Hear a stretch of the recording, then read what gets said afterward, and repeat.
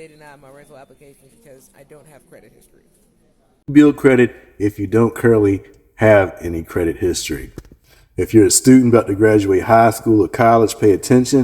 If you're a stay-at-home mom or wife, pay attention to this. Or if you're just having to start over, pay attention. There's several ways you can do it, but here's a couple. You can do what's called a secured card, which basically you have to put down money as a collateral that get used as a security deposit to open up a credit card. But that allows you to use that secured credit card like a normal credit card.